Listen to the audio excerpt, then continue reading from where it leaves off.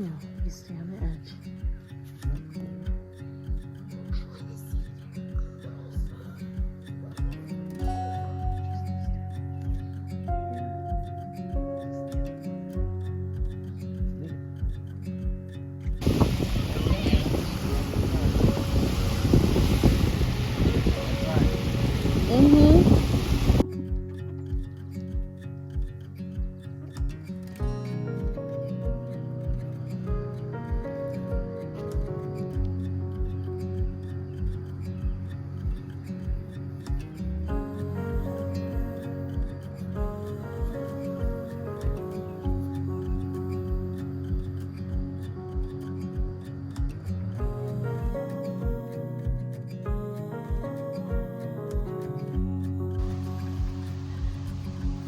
So today we are going to harvest some potatoes.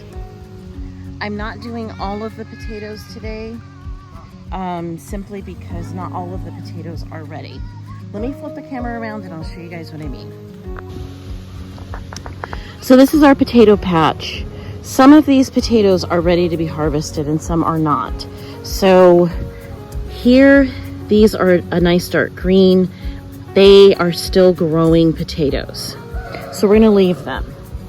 But this patch in here, you can see how the plant, even though it's green, they're kind of a chartreuse color. They're starting to get a little bit more yellow. So it's time for them to get out. And so it's gonna be kind of a weird looking potato patch area, but we're gonna go ahead and harvest this, and I will bring you guys back when I am done.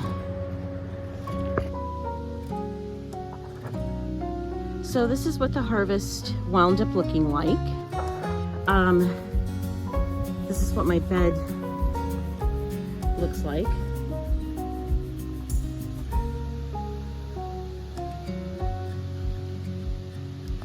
You can see over here there's some gaps, and that's because earlier last week I did a small harvest over here, and the harvest is the same as what I have going on here. These are purple Viking potatoes. And there's some Kennebecks that accidentally got dug up as well, and some red ones. I forgot that we had planted these. These are new potatoes. And if you've never had new potatoes, you are truly missing out on a good thing. New potatoes, like I'm looking at down here, that simply means that these are potatoes that were harvested early. Oh gosh, this thing is so heavy. They were harvested very early, and they could grow a lot bigger than what they currently are. If you've never had new potatoes, they are super creamy. They taste really, they're out of this world. Got a fly on me. They are out of this world when it comes to taste. And you'll see that these are primarily purple potatoes. The variety is purple Viking. We absolutely love purple Viking potatoes for breakfast potatoes. And that's actually what we use these potatoes for, is for breakfast. There's nothing like having breakfast from your own potatoes, your own farm fresh eggs, and your own farm raised bacon. It is the best breakfast in the world. What I like to do is I will save some of these in the freezer. Simply chop them up the way that I want, put them in the freezer. I par cook them, and then I put them in the freezer, and I take them out whenever we want that type of a breakfast. Next up for me to harvest was my celery. And as you can see here, this is a clip from the last video that I did where I gave you a tour of what my garden was looking like at the time. Shortly after doing this tour and showing you my celery patch here, I decided to go ahead and start harvesting it. And I did it in little sections at a time. And this is just what one little section of my celery looked like here on my little cart. I cut that down with a knife, as you can see there. And then what I did is I grabbed a hose, a water hose, and just simply hosed it down. I don't know about you, but I know that every time I go to harvest celery, I always find so many spiders in the celery. So I always find it advantageous to rinse it off before bringing it into the house. This is what my celery patch looks like after the first harvest. I did a total of 9 patches or 9 bunches of celery, and that's what you just saw in my cart. So 9 are down, and I've got a lot more to go. But just so you know, they grow in little bunches just like that. And I grow my celery mainly for the leaves because all of that good flavor is in the leaves. This is what it looks like inside my house when I am processing the celery. At this point, this is my second or maybe third batch of celery that I'm processing. So this right here is the celery that came in from the garden. It actually came in a couple days ago, and for whatever reason, I'm just getting around to processing it. So I take a few of those celery sticks, clump just like what you see there, and I take off the leaves or the tops of them, and I will go ahead and chop that up with my knife, and I put that into that bowl.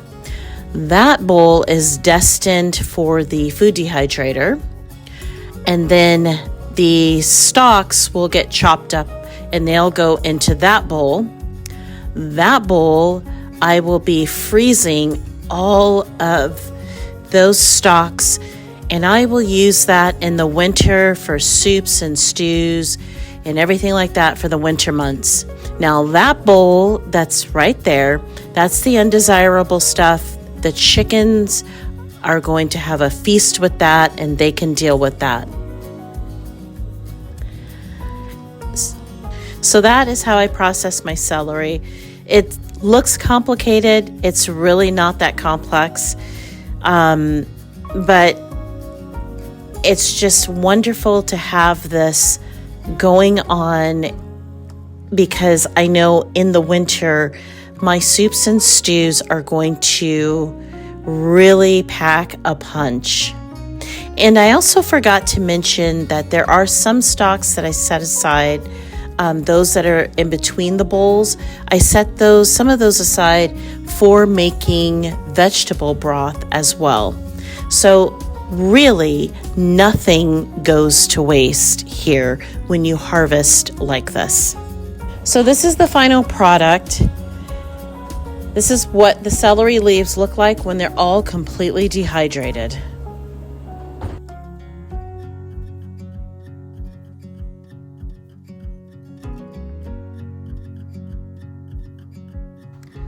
So today, I apologize about the sunglasses, but it is really bright and sunny today. And I have decided that I need to harvest some of my red onions. My red onions are starting to flop over, and it's time to get them out. So I'm going to take you guys with me. Coming over here to my little buggy, and let's harvest us some red onions. So here is my onion patch. And as you can see, a lot of them are laying down. And the ones that are laying down the most, I'm finding are my red onions. So I do not grow red onions for storage crops. These are going to be turned into onion powder and so forth, and also be thrown into the freezer for preserving in other ways. So I'm going to go ahead, set the camera down, and I'm just going to start harvesting. Look at that.